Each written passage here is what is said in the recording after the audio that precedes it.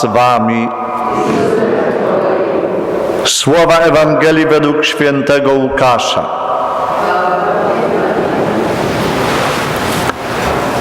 W Nazarecie w synagodze po czytaniu z proroctwa Izajasza Jezus powiedział: dziś spełniły się te słowa Pisma, któreście słyszeli. A wszyscy przyświadczali Mu i dziwili się pełnym wdzięku słowom, które płynęły z ust Jego i mówili: czyż nie jest to syn Józefa? Wtedy rzekł do nich: z pewnością powiecie mi to przysłowie: lekarzu, ulecz samego siebie, dokonajże i tu w swojej ojczyźnie tego, co wydarzyło się, jak słyszeliśmy, w Kafarnaum. I dodał: zaprawdę powiadam wam, żaden prorok nie jest mile widziany w swojej ojczyźnie. Zaprawdę mówię wam, wiele wdów było w Izraelu za czasów Eliasza, kiedy niebo pozostawało zamknięte przez 3 lata i 6 miesięcy. Także wielki głód panował w całym kraju, a Eliasz do żadnej z nich nie został posłany, tylko do owej wdowy w Sarepcie Sydońskiej. I wielu trędowatych było w Izraelu za proroka Eliasza, a żaden z nich nie został oczyszczony, tylko Syryjczyk Naaman. Na te słowa wszyscy w synagodze unieśli się gniewem, porwali się z miejsca i wyrzucili go z miasta i wyprowadzili aż na stok góry, na której ich miasto było zbudowane, aby go strącić. On jednak, przeszedłszy pośród nich, oddalił się. Oto słowo Pańskie.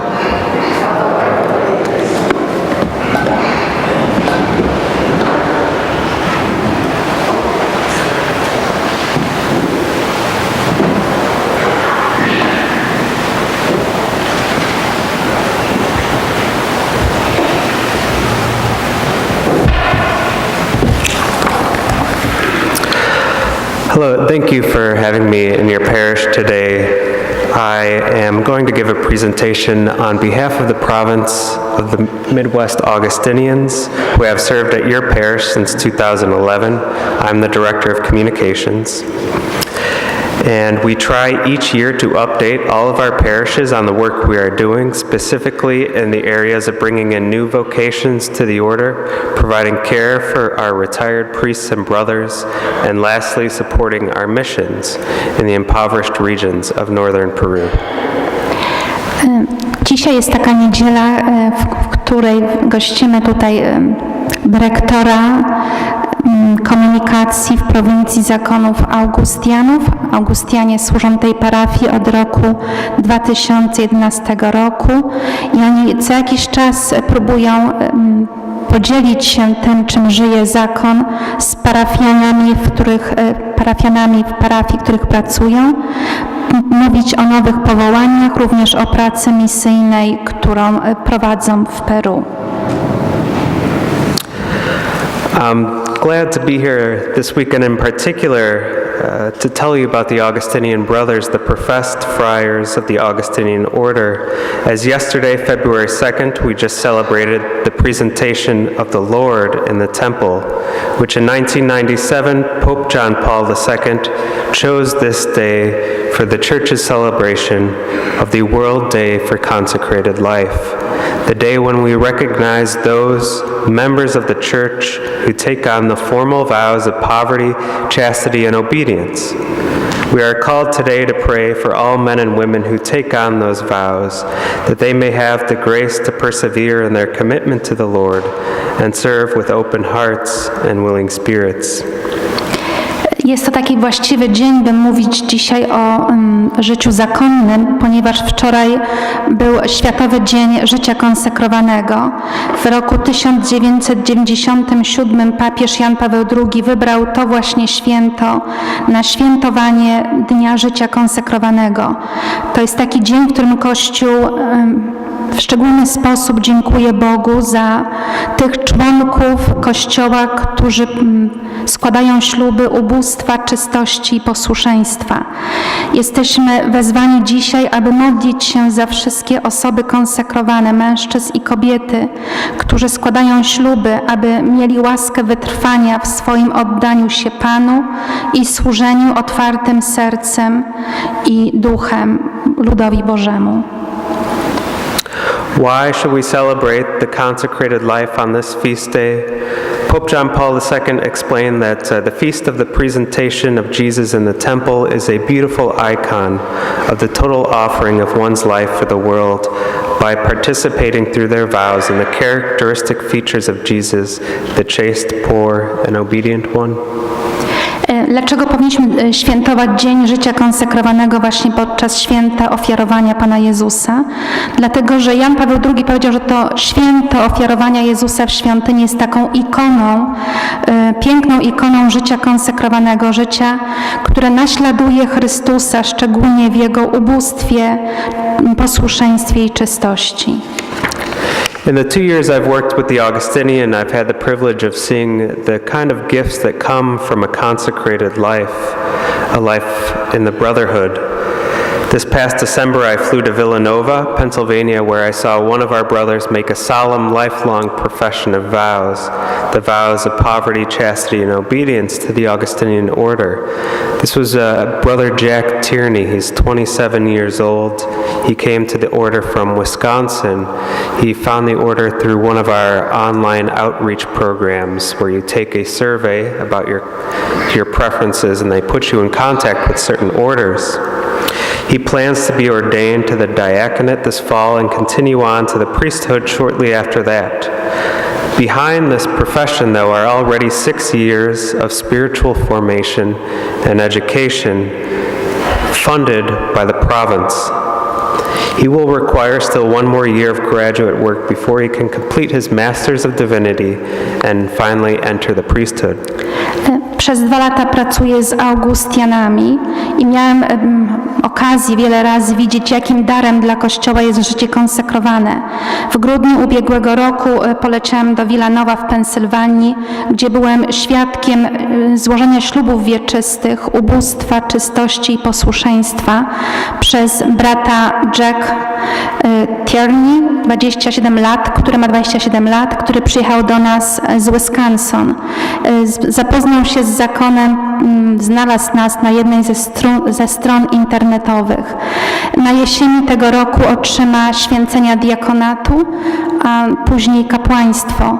Jednakże za tym aktem złożenia ślubów wieczystych stoi 6 lat formacji duchowej i studiów finansowanych przez prowincję zakonu. Będzie potrzebował jeszcze 1 rok studiów, by mógł ukończyć studia magistratem i otrzymać kapłaństwo. Those of you who know the Augustinians typically meet them in their active ministry, either in their parishes, such as here at St. Cyribius, or in schools. But the work of the province itself is often less visible. The province has the responsibility of first reaching out to young men, helping them discern a vocation, and then forming them intellectually and spiritually. This takes an average of 7 years before they can enter into the priesthood or brotherhood, when they are solely dependent on the province to provide for their room and board, their tuition, plus general living and health insurance. On average, each man in formation costs the province $3,500 per month, or $115 each day. Ci, którzy znają i wspierają Augustianów, zazwyczaj spotykają się z zakonnikami poprzez ich posługę w szkołach i parafiach, tak jak w naszej parafii świętego Turybiusza. Praca prowincji jednak jest mniej widoczna. Prowincja ma obowiązek kontaktowania się z osobami, które wyrażają pragnienie naśladowania Chrystusa, pomagania im w rozeznawaniu powołania, a następnie kształtowania ich intelektualnie i duchowo. I takie przygotowanie zakonnika do kapłaństwa zajmuje około 7 lat. i podczas tych 7 lat ci młodzi chłopcy, mężczyźni są całkowicie na utrzymaniu zakonu, który musi zapewnić im mieszkanie, wyżywienie, opłatę studiów, a także ogólne ubezpieczenie na życie i ubezpieczenie zdrowotne. Oznacza to, że średnio za każdego zakonnika, który jest formowany do kapłaństwa, miesięcznie wynosi to mniej więcej $3500, czyli około $115 za każdy dzień utrzymania. For many years, the Augustinian order, like many orders in the U.S., were not receiving new vocations. It looked like a possibility that the province could even be dissolved, but by the grace of the Holy Spirit, this began to change around 10 years ago. And now, more recently, the Augustinians in North America have received the largest number of vocations in over 40 years. So the future does look more secure. However, this growth in vocation has brought large, somewhat unexpected expenses.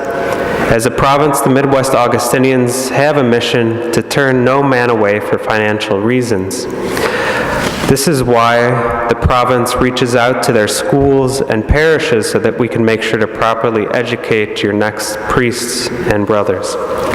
Przez wiele lat Augustianie tutaj z tej prowincji północno-zachodniej, jak większość zakonów w Stanach Zjednoczonych, nie miało nowych powołań.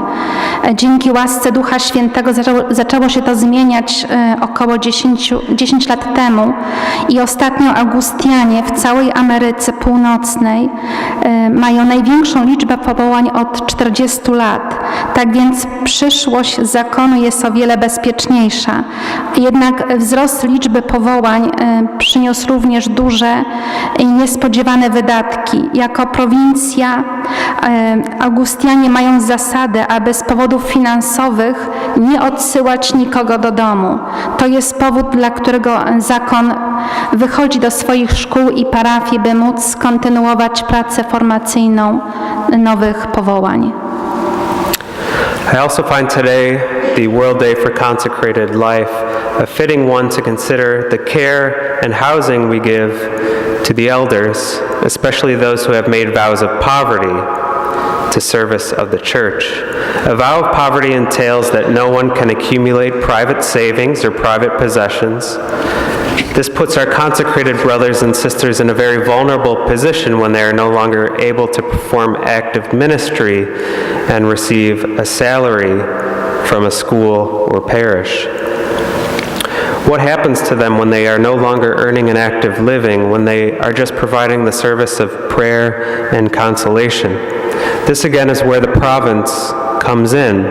And this is why I say that the work of the province is much less visible to parishioners. It is the province that guarantees the dignified care and housing for our elder and sick priests and brothers. Currently, our community of friars at the healthcare center, our assisted living center in Crown Point, Indiana, that's our largest community of Augustinians, which shows just how much we need to rely first on the communal sharing of salaries within the order, but also upon the charity of our benefactors. Ślub ubóstwa, które składają zakonnicy, oznacza, że nie możemy gromadzić prywatnych oszczędności ani prywatnych dóbr. I to stawia naszych konsekrowanych braci i siostry w bardzo trudnej sytuacji, kiedy nie są oni już w stanie wykonywać czynnej posługi i otrzymywać pensji od szkoły lub archidiecezji. Co się dzieje z nimi, gdy nie mogą już zarabiać przez aktywne życie? Kiedy może jedyną posługą jest już tylko modlitwa. I w tym miejscu ponownie przychodzi na pomoc zakon i dlatego, tak jak powiedziałem, dzieło zakonu, praca zakonu nie jest tak bardzo widoczna dla parafian, ale jest to wielka praca, bo zakon musi zagwarantować godną opiekę dla naszych starszych i chorych zakonników.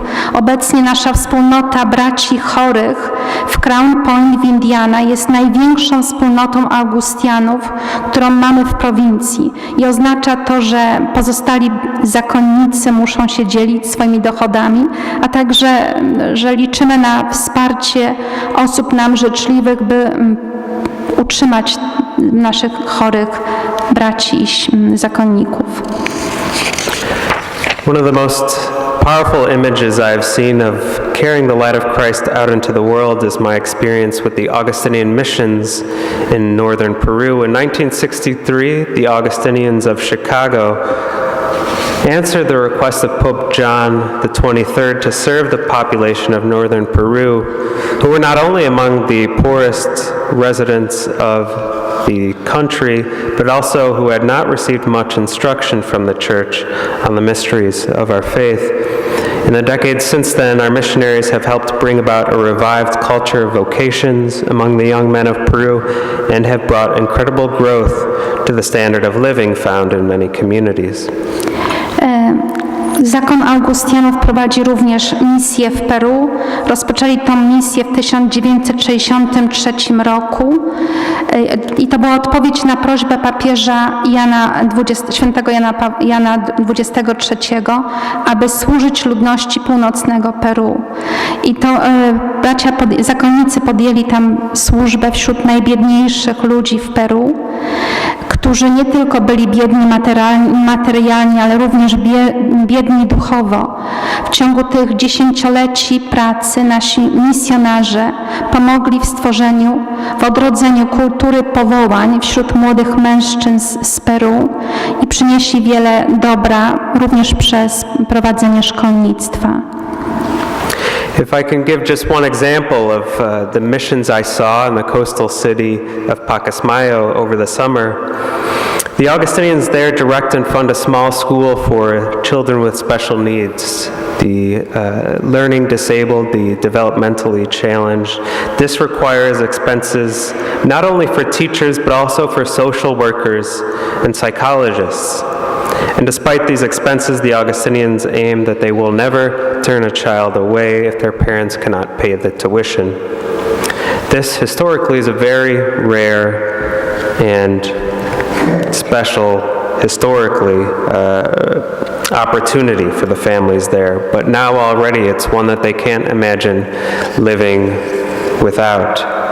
And I know that St. Turibius, your parish, has a special connection to the evangelization of Peru, as St. Turibius himself was sent as a missionary from Spain to serve as the Archbishop of Lima. Tutaj się Pan podzielił takim swoim doświadczeniem z pracy w mieście Pacasmayo, to jest w Peru, i tam Augustianie mają szkołę dla dzieci ze specjalnymi potrzebami, dla dzieci w jakiś sposób upośledzonych fizycznie lub intelektualnie. I ta szkoła wprowadza wiele dobra dla tych dzieci, ale prowadzenie takiej szkoły wymaga nie tylko opłaty dla nauczycieli, ale również dla pracowników socjalnych i psychologów. I mimo tak wielkich wydatków Augustianie podejmują duży wysiłek, by nie odmówić edukacji żadnemu dziecku z powodów materialnych. I ta praca ewangelizacyjna w Peru, praca misyjna w Peru jest bliska naszej parafii, ponieważ parafia świętego Turybiusza, jej patron święty Turybiusz, był również misjonarzem wysłanym z Hiszpanii do Peru, by służyć jako arcybiskup Limy. Thank you again for your time today and for welcoming me into your parish this Sunday. In the following 2 weeks, those of you who are registered parishioners will receive a letter from our prior provincial, Father Tony Pizzo. He will tell you a little bit more about our work and will include an envelope if you are able to give. He also wanted to tell you that This parish St. Turbius is in his prayers. He is currently down in Peru, visiting our missions there. Thank you again. Jeszcze raz dziękuję za poświęcony czas i uwagę. W tym dniu, w ciągu najbliższych 2 tygodni, nasze Biuro Pozyskiwania Funduszy dla Zakonu będzie wysyłało listy do wszystkich zarejestrowanych parafian tej parafii. Mamy nadzieję, że poświęcicie trochę czasu, by ten list przeczytać. W tym liście nasz przełożony prowincjalny ksiądz Toni Piso napisze więcej o pracy Zakonu i byśmy byli wdzięczni, gdybyście mogli nam przesłać jakąś ofiarę finansową. Również chcemy zapewnić w imieniu księdza ojca prowincjała o modlitwie za parafię i za każdego z parafian.